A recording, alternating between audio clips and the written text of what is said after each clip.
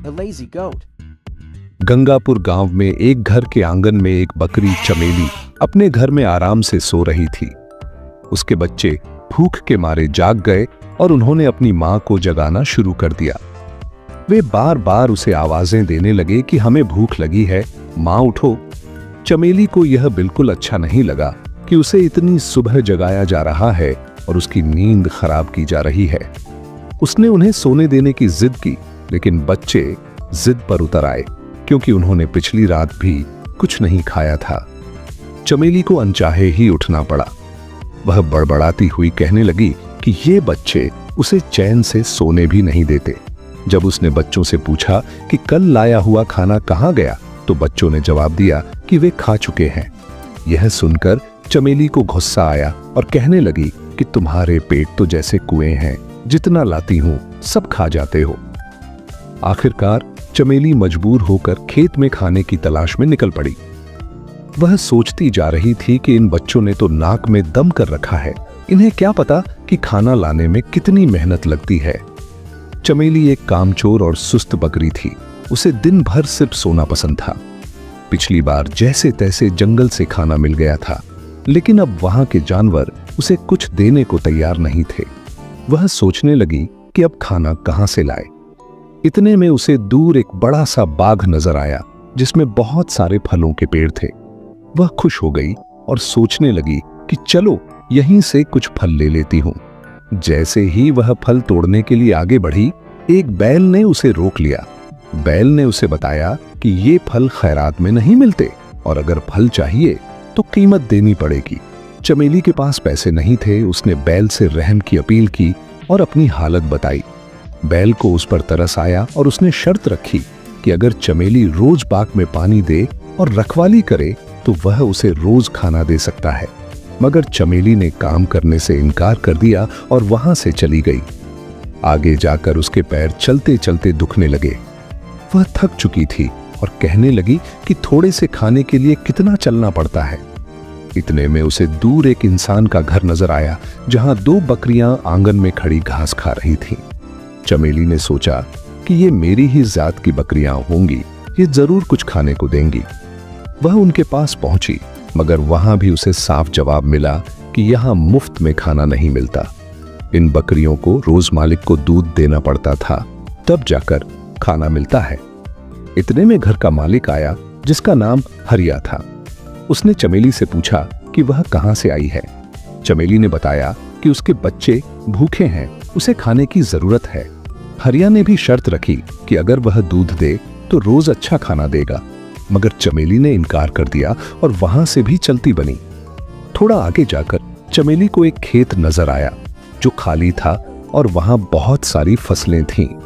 चमेली ने सोचा कि यहां से तो मुफ्त का खाना मिल जाएगा। उसने मौके का फायदा उठाया और खूब पेट भर के खाया और अपने बच्चों के लिए भी बहुत सारी फसल तोड़ ली। खाने के बाद वह एक पेड़ के नीचे सो गई। कुछ देर बाद खेत का मालिक चमन आया। उसने देखा कि उसकी फसल किसी ने तोड़ी है। वह गुस्से से चमेली को पेड़ से बांध देता है और इल्जाम लगाता है कि उसने चोरी की है। चमेली रहम की अपील करती है, मगर चमन का दिल नहीं पसीजता। वह घर के अंदर चला जाता है और चमेली 3 दिन तक भूखी प्यासी बंधी रहती है। उधर चमेली के बच्चे घर में बैठे अपनी मां का इंतजार कर रहे थे और सोचने लगे कि मां कहीं फिर सो तो नहीं गई। वे कहते हैं कि मां कितनी सुस्त और कामचोर है, शायद उसे हमारी परवाह नहीं, मगर हमें उसकी फिक्र है। चलो हम उसे ढूंढने निकलते हैं। उधर चमेली बहुत कमजोर हो चुकी थी। रात के वक्त एक चूहा उसके पास आता है जो उसे पहचान लेता है। चमेली उससे विनती करती है कि उसके बच्चों का हाल बुरा है, उसे आजाद कर दे। पहले चूहा इनकार करता है, लेकिन जब चमेली उसे गणपति बप्पा का वास्ता देती है तो वह रस्सी काटकर चमेली को आजाद कर देता है। चमेली फौरन अपने बच्चों के लिए खाना लेकर घर पहुंचती है, मगर बच्चे गायब होते हैं। वह घबरा जाती है और उनकी तलाश में निकल पड़ती है। कई घंटों बाद वह दोबारा उस बैल के पास पहुंचती है जो बाग का मालिक था।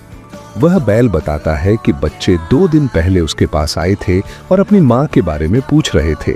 मगर जब बैल ने उन्हें बताया कि उनकी माँ एक कामचोर बकरी है तो बच्चे शर्मिंदा होकर वहां से चले गए। चमेली रोती हुई बच्चों की तलाश में हर तरफ भटकती है और चलते चलते हरिया के घर पहुंचती है। हरिया उसे पहचान लेता है और पूछता है कि वह फिर चोरी करने आई है। चमेली बताती है कि वह सिर्फ अपने बच्चों की तलाश में आई है। हरिया बताता है कि वे तीनों बच्चे उसके पास भूखे प्यासे आए थे और उसने उन्हें खाना खिलाकर रुखसत किया। वह बताता है कि खाने के बाद वे अपनी मां की तलाश में निकले, मगर एक शेर ने उन्हें पकड़ लिया। यह सुनकर चमेली के होश उड़ जाते हैं और वह फूट फूट कर रोने लगती है। उसे एहसास होता है कि बच्चों की मौत की जिम्मेदार वह खुद है, क्योंकि उसने काम न किया, सिर्फ आराम को तरजीह दी। अगर वह उस दिन बैल की बात मानकर काम कर लेती या हरिया की शर्त मान लेती तो उसके बच्चे आज जिंदा होते। वह गमगीन होकर चमन के खेत में वापस जाती है और उससे कहती है कि वह उसे दोबारा पेड़ से बांध दे, क्योंकि वह अब जीना नहीं चाहती। चमन यह सुनकर हैरान हो जाता है, मगर उसकी सच्चाई सुनकर उसे तरस आता है और कहता है कि वह सजा नहीं देना चाहता। चमेली कहती है कि अगर सजा नहीं दी जाएगी तो वह खुद ही कहीं जाकर मर जाएगी। इतने में पीछे से बच्चों की आवाज आती है। चमेली पीछे मुड़कर देखती है तो उसके तीनों बच्चे जिंदा खड़े होते हैं।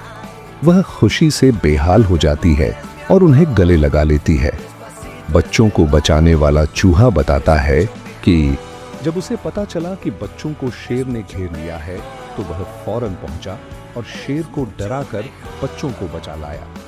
चमेली हरिया से कहती है कि वह अब हमेशा उसके खेत में मेहनत करके अपने बच्चों के साथ रहना चाहती है। हरिया कहता है कि अब उसे यकीन हो गया है कि मेहनत करने वाला कभी भूखा नहीं मरता। चमेली के बच्चे भी खुश होते हैं कि उनकी माँ को अब मेहनत की कीमत समझ आ गई है। उस दिन के बाद से चमेली और उसके बच्चे हरिया के खेत में मेहनत से काम करते हैं और खुशी खुशी अपनी जिंदगी गुजारने लगते हैं।